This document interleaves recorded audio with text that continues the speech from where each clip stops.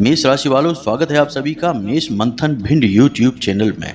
आपकी मौत को बुलावा भेज रही हैं आपके पूजा घर में रखी हुई ये 3 अपशगुनी चीजें। इन्हें आज ही इसी वक्त अपने पूजा घर से निकाल कर बाहर फेंक दो, वरना अकाल मृत्यु, दुर्घटना, बीमारी, दरिद्रता और दुर्भाग्य आपके घर में प्रवेश कर जाएगा। समय रहते आप इस वीडियो को देख लें और इस वीडियो में बताई जा रही 3 चीजों को अच्छी तरह से समझ लें और उन्हें अपने पूजा घर से निकाल कर बाहर फेंक दें, वरना बहुत देर हो जाएगी। जी हाँ बंधुओं, एक बात याद रखना कि किसी भी इंसान के घर में जो पूजा घर होता है वह घर का सबसे पवित्र स्थान होता है। पूजा घर में से इतनी अधिक सकारात्मक या यूं कहें कि भगवान की ऊर्जा निकल रही होती है कि यह पूरे घर को पवित्र करके रखती है। और यह सकारात्मक ऊर्जा या यूं कहें कि भगवान की कृपा और आशीर्वाद की वजह से ही घर के लोगों की बुद्धि स्थिर रहती है, सद्बुद्धि रहती है, घर में आमदनी इनकम बनी रहती है और बरकत लगातार आती रहती है। लेकिन कभी कभी आपकी ही गलतियों की वजह से आपके पूजा घर का जो पवित्र स्थान है वह दूषित हो जाता है।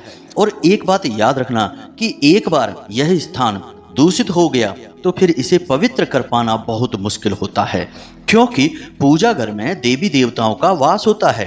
और एक बार दिव्य शक्तियां आपके पूजा घर को छोड़कर चली गईं तो फिर हर प्रकार की नकारात्मक ऊर्जा, भूत प्रेत पिशाच निशाचर सब आपके घर में प्रवेश कर जाएंगे। और फिर ऐसी ऐसी घटनाएं आपके घर में घटित होंगी जिनके बारे में सोचकर ही आप कांप उठेंगे, आपके रोंगटे खड़े हो जाएंगे। और जो भगवान की ऊर्जा आपके घर से जा चुकी है उसे वापस घर में लाना बहुत मुश्किल है। बड़े बड़े पूजा पाठ और अनुष्ठान करने के बाद भी इस कार्य में सफलता हासिल नहीं हो पाती है।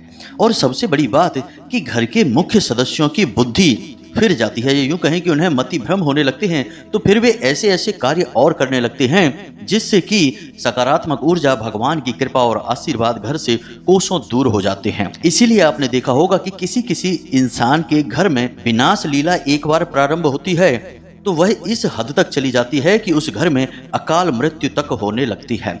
दुर्घटनाओं में, लड़ाई झगड़ों में, कोर्ट कचहरियों में पड़कर लोगों की जिंदगी पूरी तरह से बर्बाद हो जाती है और आने वाली पीढ़ी भी पूरी तरह से मिट जाती है, समाप्त हो जाती है। यह बड़ा ही दुखद है। मित्रों, हम आपको इसका एक जीता जागता उदाहरण भी आगे वीडियो में बताने वाले हैं, जो हमारे एक प्रिय जानने वाले या यूं कहें कि एक मित्र हैं, उनके घर में घटना घटित हुई। लेकिन समय रहते उन्होंने हमसे संपर्क किया और हमने उन्हें बहुत ही शक्तिशाली कुछ उपाय और माता रानी की विशेष पूजा पाठ आराधनाएं करवाई तो उनके जीवन में कुछ शांति आई।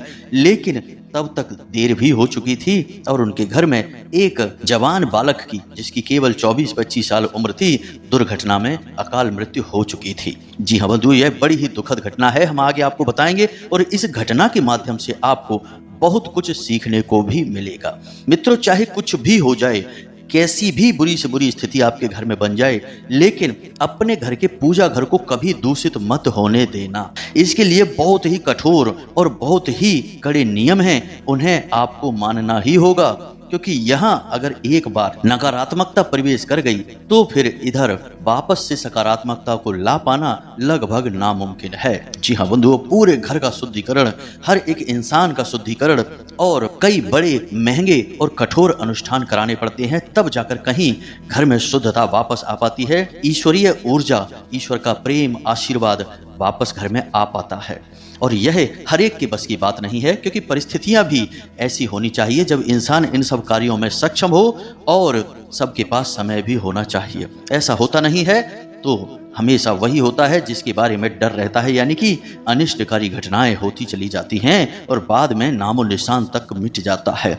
कई ऐसे बड़े बड़े घर हैं जो आज की डेट में सुनसान पड़े हुए हैं, खाली पड़े हैं, कोई रहने वाला ही नहीं बचा है। जहां एक जमाने में उन घरों में बहुत रौनक हुआ करती थी, आज वहां कोई इंसान रहने के लिए तैयार नहीं है। उन घरों को भूतिया घर बता दिया जाता है और घर सुनसान पड़े हैं, ना कोई उनमें रह रहा है, ना उन्हें कोई खरीदना चाहता है, मतलब कि पूरी तरह से सर्वनाश हो चुका है। तो बंधुओं, ऐसा आपके साथ कभी ना हो, इसके लिए आपको यह वीडियो देखना ही होगा। इस वीडियो के माध्यम से हम आपको शास्त्रों से जुड़ा हुआ और ज्योतिषीय गणितीय आकलन के आधार पर ऐसा अद्भुत ज्ञान देंगे जैसा अब तक आपको कभी प्राप्त नहीं हुआ होगा।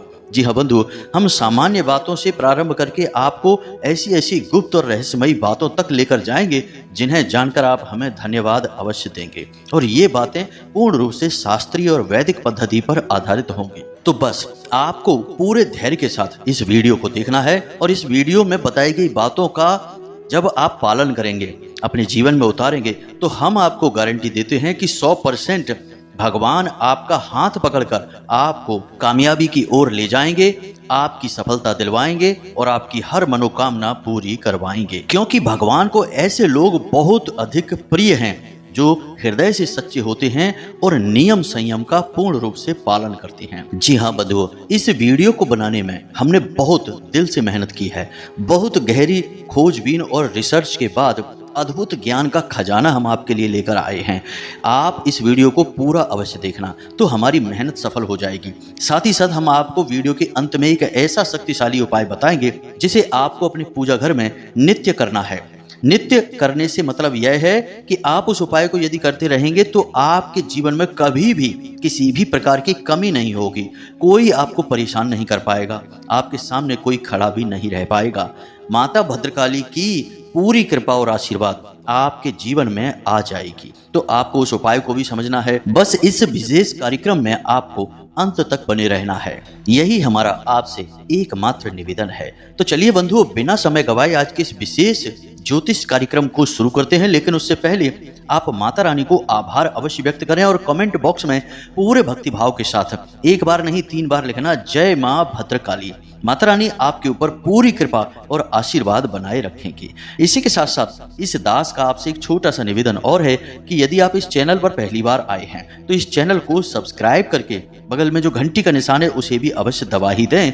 ऐसा करके आप हमारी और माता रानी के दिव्य परिवार के सदस्य बन जाएंगे और फिर आपके जीवन में अपने आप ही माता रानी की कृपा आ जाएगी और खुशहाली और सुख सुविधाएं अपने आप आपको मिलने लगेगी। तो चलिए मित्रों, जल्दी से चैनल को सब्सक्राइब करिए, फिर आगे बढ़ते हैं। तो दोस्तों, अब ध्यान से सुनो। आपके पूजा घर में जो सामग्री पड़ी हुई है जिसे आप पूजा करने में प्रयोग करते हैं, जैसे धूप है, अगरबत्ती है, दीपक है और पूजा पाठ की किताबें हैं। अब एक चीज आप ध्यान रखिए कि आपके पूजा घर में केवल वही चीजें होनी चाहिए जो धर्म से, पूजा पाठ से जुड़ी हुई हैं। कोई भी पूजा पाठ के अतिरिक्त चीज आपके पूजा घर में होनी नहीं चाहिए। अब जैसे मानकर चलिए कि कुछ बर्तन हैं जो आपकी पूजा में प्रयोग होते हैं, लेकिन कुछ बर्तन ऐसे हैं जो एक्स्ट्रा होते हैं, फालतू होते हैं, उन्हें आप प्रयोग तो नहीं करते लेकिन वे आपके पूजा घर में पड़े रहते हैं।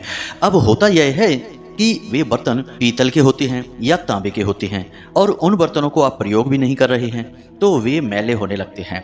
क्योंकि उनका प्रयोग नहीं है तो उन्हें धोया भी नहीं जाता है, साफ सुथरा भी नहीं किया जाता है। कई बार ऐसा होता है कि पूजा घर में कोई बड़ा कटोरा है या कोई ऐसी वस्तु है, कोई चम्मच है, कोई ऐसी वस्तु है जो कि लंबे समय से प्रयोग नहीं हो रही है बर्तनों में और वह पड़ी हुई है। अब वह पीतल की है तो आपके गुरु को खराब कर देगी और यदि वह तांबे की है तो आपके सूर्य को खराब कर देगी और माता लक्ष्मी की कृपा भी आपके ऊपर नहीं आएगी। माता लक्ष्मी नाराज हो जाएंगी। याद रखना कि तांबे का सीधा संबंध सूर्य ग्रह से होता है और देवताओं में माता लक्ष्मी से होता है।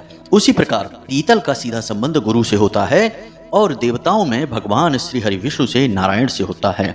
तो अब ऐसे में पीतल और तांबे का कोई बर्तन आपके पूजा घर में यदि पड़ा है और वह लंबे समय से प्रयोग नहीं हो रहा है और वह थोड़ा बहुत भी यदि गंदा है, मैला है, तो आप उसे तुरंत अपने पूजा घर से हटा दीजिए। या तो आप उसे प्रयोग करना शुरू करिए या उसे उठाकर पूजा घर से बाहर रख दीजिए। इसी के साथ साथ कभी कभी ऐसा भी देखा जाता है कि पूजा के कुछ बर्तन ऐसे हैं जो थोड़े से टूटे हुए होते हैं, टेढ़े मेढ़े हो जाते हैं, फूट जाते हैं, फट जाते हैं, लेकिन लोग उन्हें भी प्रयोग करते रहते हैं। अब एक चीज आप याद रखिए कि जैसे पूजा घर में प्रयोग होने वाली भगवान की मूर्ति और फोटो हैं वे खंडित हो जाती हैं, उसी प्रकार पूजा की सामग्री यानी पूजा पाठ के बर्तन भी खंडित हो जाते हैं। तो यदि कोई कटोरा है जो फूट चुका है या थोड़ा बहुत भी पिचक गया है, दब गया है, तो उसे भी अपने पूजा घर में प्रयोग में ना लाएं। जी हाँ बंधुओं, यह बहुत बड़ी समस्या है। लोग समझते ही नहीं हैं। लोग सोचते हैं कि कोई बात नहीं है, प्रयोग किए चले जा रहे हैं। अब आप खुद ही देखिए कि आपके घर में कोई मेहमान आता है तो क्या आप उस मेहमान को टूटे हुए कप में चाय देंगे? टेढ़े मेढ़े पिचके हुए दबे हुए गिलास में पानी देंगे पीने को? नहीं देंगे। लेकिन आपके पूजा घर में जो भगवान का लोटा है वह तो बहुत पिचक गया है, टेढ़ा मेढ़ा भी है। जो गिलास है जिससे आप भगवान का आचमन करते हैं वह भी पिचका हुआ है, टेढ़ा मेढ़ा है। तो जब आप अपने लिए साफ सुथरी अच्छी चीजें रखते हैं, अपने आने वाले मेहमानों का स्वागत अच्छी अच्छी चीजों से करते हैं, तो भगवान के लिए प्रयोग की जाने वाली चीजें ऐसी क्यों हैं? यह सोचने वाली बात है। यह तो मानव स्तर पर हम सोच रहे हैं, लेकिन ऊर्जाओं के स्तर पर यदि हम सोचें तो जब कोई वस्तु अपने आकार से अलग हो जाती है, यानी अपने मूल आकार को खो देती है, तो उस वस्तु से नकारात्मक ऊर्जा निकलने लगती है। जैसे कि कोई एक बर्तन है जो गोल है, सीधा है, लेकिन कुछ समय बाद वह थोड़ा सा दब गया, टेढ़ा मेढ़ा हो गया, तो अब वह अपने मूल आकार को खो चुका है। तो अब आप उसे यदि प्रयोग करेंगे तो वह नकारात्मकता को लेकर आएगा। तो अब ऐसे में आप क्या करें? कुछ लोग कहेंगे कि अरे हमारे यहाँ लोटा है, महंगा है, पीतल का है, तांबे का है, अब यह पिचक गया तो अब क्या करें, फेंक तो नहीं सकते। तो आप इसे बदल सकते हैं। दुकान पर ले जाएं और उसे यह लोटा दे दें और कुछ पैसे दे दें, बदले में वह आपको दूसरा बर्तन कोई भी पूजा पाठ का होगा दे देगा। जी हाँ बंधुओं, इस बात का विशेष ख्याल रखना चाहिए, यह बहुत आवश्यक है। इसी प्रकार होता यह है कि कुछ लोग अपने पूजा घर में ही छोटा सा एक डस्टबिन रख लेते हैं। जैसे कि एक बर्तन उन्होंने रख लिया, अब उस बर्तन में वे पूजा की जली हुई बत्तियां डाल रहे हैं, चढ़े हुए फूल डाल रहे हैं, अगरबत्ती वगैरह के जो लिफाफे होते हैं, जो पैकेट होते हैं प्रयोग नहीं हो रहे, उन्हें डाल रहे हैं। अब पूजा घर जैसे पवित्र स्थान पर कभी डस्टबिन हो सकता है क्या? आप किसी मंदिर में जाइए तो क्या मंदिर में आपको भगवान की मूर्ति के बगल से आसपास कहीं कोई डस्टबिन रखा दिखाई देता है? जी नहीं। डस्टबिन नकारात्मक ऊर्जा का प्रतीक है। उसमें कचरा इकट्ठा होता है, और कचरा क्या है? हमारे घर की नकारात्मक वस्तु, वह अप्रयोग नहीं होती है। अब आपने उसे अपने पूजा घर में ही रख लिया है तो वह पूजा घर की सकारात्मक ऊर्जा को दूषित कर रहा है। खुद विचार करके देखिए, जो हम अपने लिए नहीं देख सकते वह हम भगवान के लिए कैसे देख सकते हैं? आपके कमरे में यदि कोई एक डस्टबिन लाकर रख दे और उसमें कचरा डालता रहे तो आपके कमरे में आपको रुकने में अच्छा नहीं लगेगा, आप वहां से चले जाएंगे या तो उस डस्टबिन को उठाकर बाहर रख देंगे।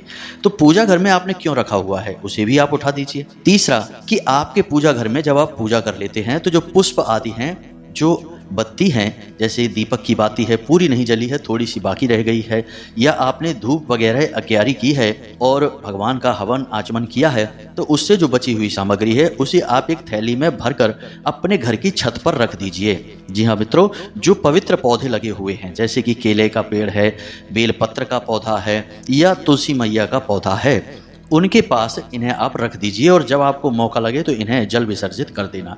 लेकिन इन्हें अपने घर के अंदर रखना, पूजा घर में रखना बहुत ही खतरनाक है। जी हाँ बंधु, ऐसी गलतियां आप ना करें। अब इसी के साथ साथ यह भी देखा जाता है कि भगवान की कई ऐसी फोटोएं आपने अपने मंदिर में लगा रखी हैं दीवारों पर, उनका आप पूजा पाठ नहीं करते हैं, और पूजा पाठ नहीं करते हैं तब भी गलत है, और यदि आप पूजा पाठ करते हैं तो गौर नहीं करते हैं, थोड़ी थोड़ी वे फोटोएं फट जाती हैं।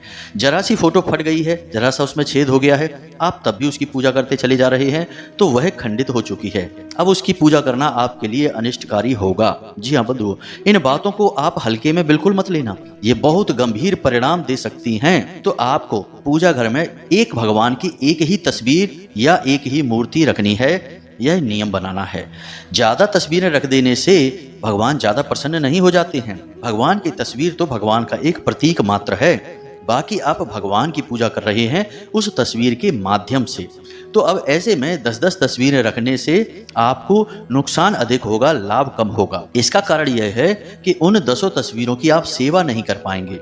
भगवान की तस्वीर आपने जो प्रतीक रखा है उसकी आपको सेवा भी करनी है, उसे नियमित साफ सुथरा रखना है, वह खंडित ना हो इस बात का ख्याल रखना है, और उसकी विधि विधान से पूजा पाठ करनी है।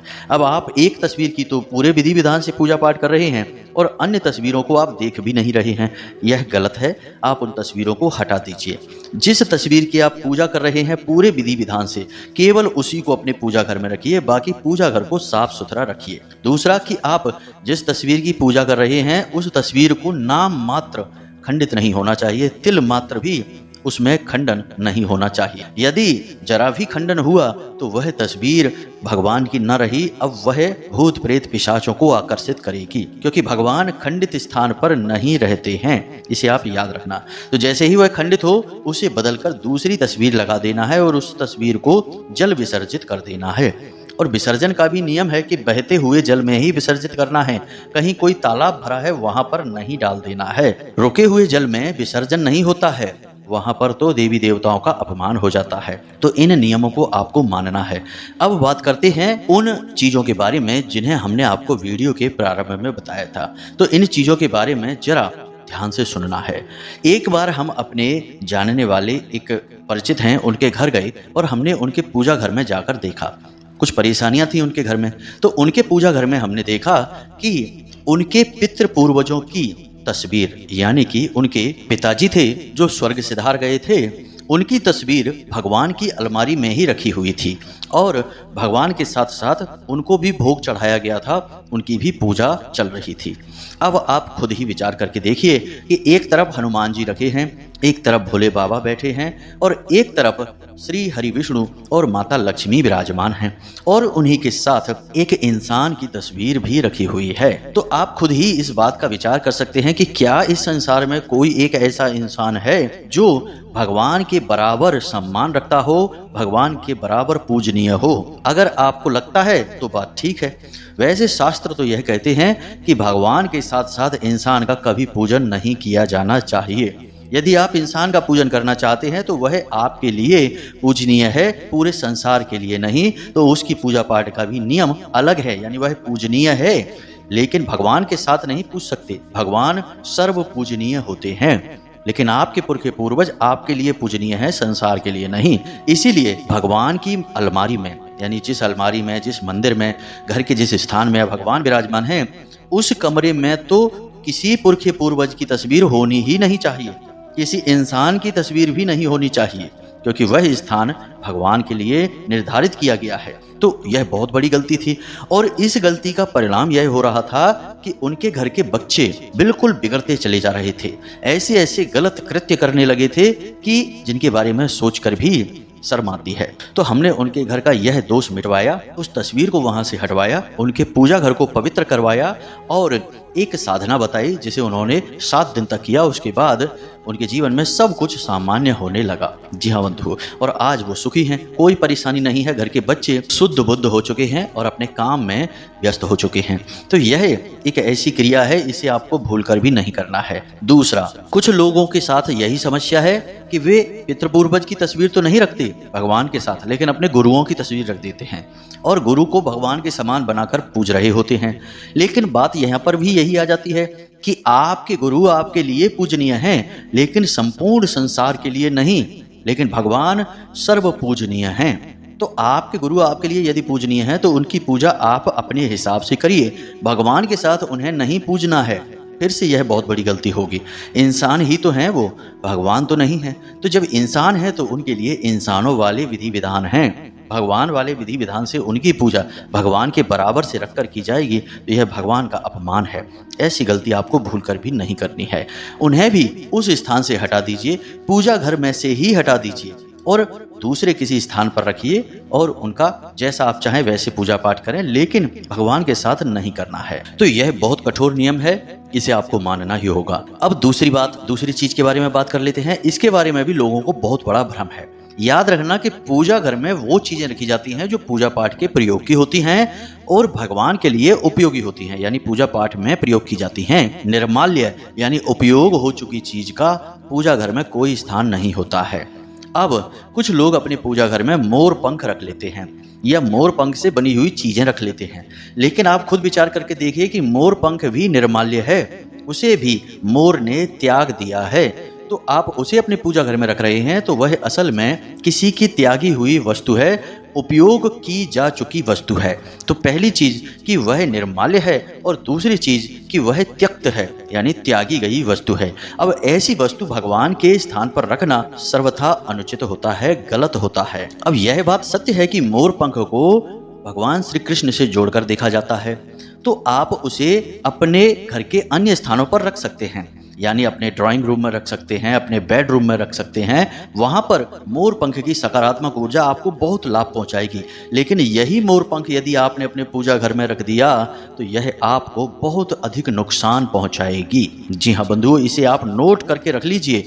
आपको यकीन नहीं है तो आप कुछ दिन के लिए मोर पंख अपने पूजा घर में रखकर और फिर पूजा पाठ अपनी करते रहिए। आपको बिल्कुल नकारात्मक परिणाम प्राप्त होंगे। नकारात्मक ऊर्जा आपके जीवन और विचारों में प्रवेश कर जाएगी। आपके लिए हर एक फैसले गलत साबित होने लगेंगे और आपको भयंकर नुकसान और घाटा होने लगेगा। अब तीसरी वस्तु के बारे में बात करते हैं। इसे भी लोग अक्सर अनदेखा कर जाते हैं। कुछ लोग कहीं से सुनकर या किसी की बात मानकर या देख दाख कर यंत्र ले आते हैं।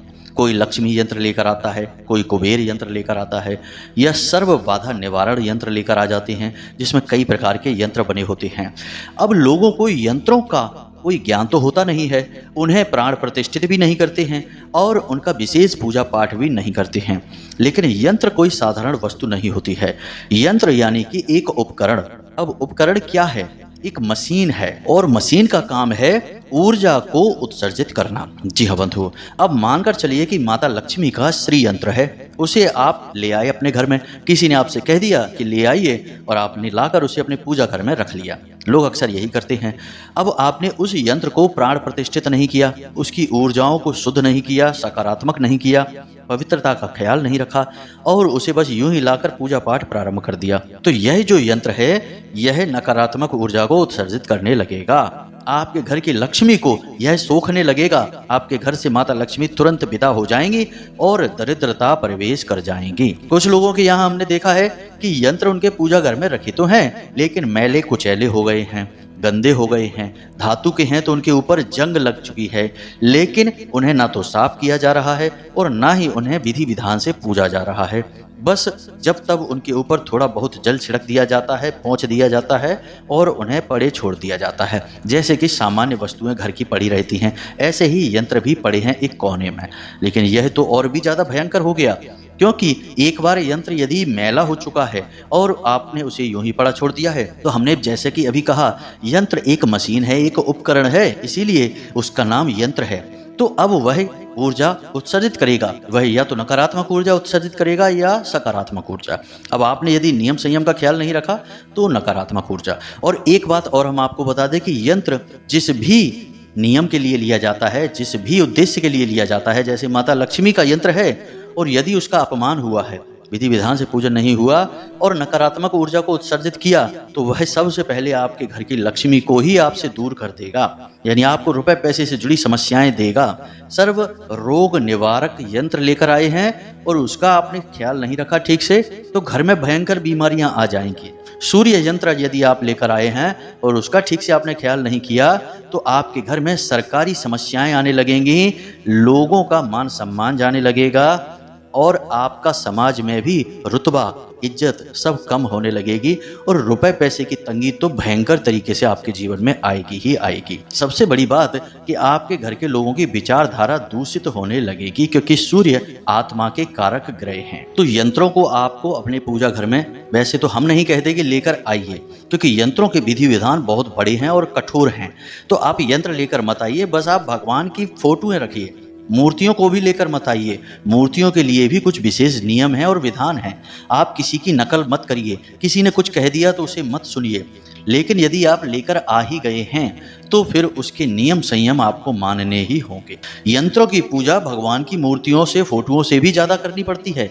उन्हें समय समय पर जागृत बनाए रखना पड़ता है, यानी कि कुछ विशेष मंत्र उच्चारणों के साथ विशेष अनुष्ठान उन यंत्रों को लेकर करने ही पड़ते हैं, अन्यथा उन यंत्रों में नकारात्मक ऊर्जा उत्सर्जित करने की प्रवृत्ति उत्पन्न होने लगती है।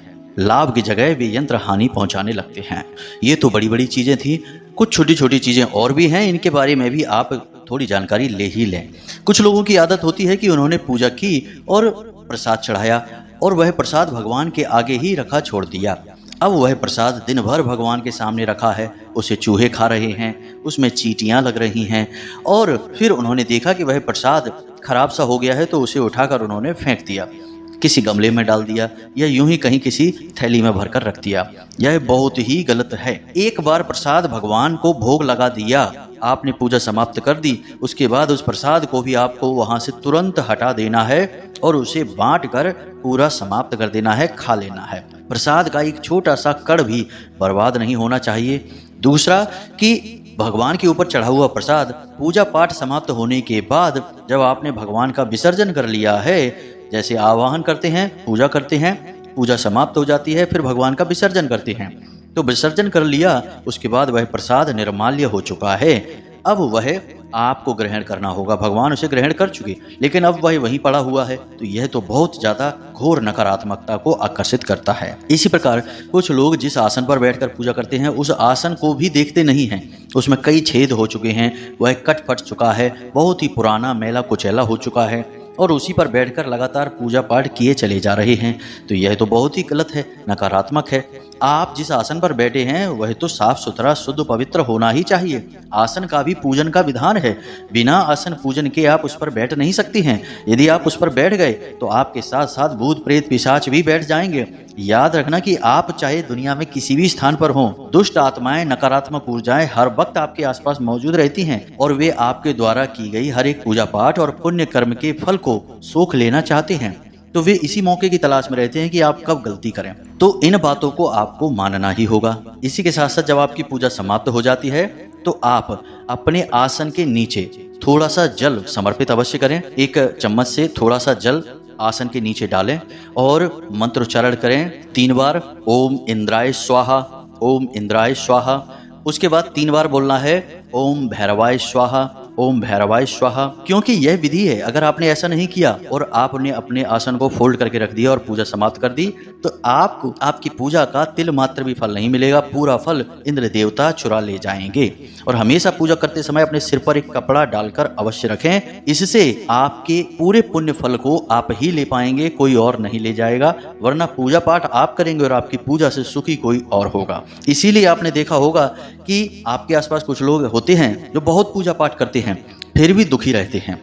दुखी रहने का कारण यही है कि उनके पूजा पाठ और पुण्य कर्म का फल तो कोई और ही ले रहा है और उन्हें तो कुछ भी नहीं मिल रहा है, और वे यूं ही आस लगाए बैठे हैं कि भगवान उनकी अब सुनेंगे तब सुनेंगे। तो भगवान कैसे सुन लें उनकी जब आपने नियम ही नहीं माने हैं। याद रखना कि भगवान वैदिक नियमों को मानते हैं, आपके बनाए आपके मन के नियमों को नहीं मानते हैं, क्योंकि भगवान सबके लिए हैं, वे सर्व विदित हैं, सर्व पूज्य हैं और सर्वव्याप्त हैं। तो आपको वही नियम मानने होंगे जो सर्व विदित हैं, सर्व पूज्य और सर्वव्याप्त हैं और उसी भगवान के लिए बनाए गए हैं। तो उम्मीद है कि जो जानकारी हमने आपको दी है वह आपको अच्छी तरह से समझ में आ गई है। अब इस जानकारी का आप प्रयोग करिए, कहाँ गलतियां आप कर रहे हैं इन गलतियों को चुन चुन कर दूर करिए, फिर आपको आपकी पूरी पूजा पाठ का फल प्राप्त होने लगेगा। यदि कोई प्रश्न आपके मन में बनता है तो आप कमेंट करके पूछें या वीडियो के डिस्क्रिप्शन में दिए गए नंबर पर मैसेज करके पूछ सकते हैं। समय मिलने पर हम आपके सभी प्रश्नों के जवाब अवश्य देंगे ही, थोड़ा इंतजार आपको करना पड़ सकता है। इसी के साथ साथ आज की इस वीडियो को विराम देते हैं। हमेशा हंसते रहिए, मुस्कुराते रहिए, सकारात्मक रहिए और एक बार दिन में मंदिर अवश्य जाइए, क्योंकि आपका उद्धार वहीं से होना है। तो प्रेम से बोलिए जय माई की, जय मां भद्रकाली। माता रानी आपका कल्याण करेंगी। धन्यवाद।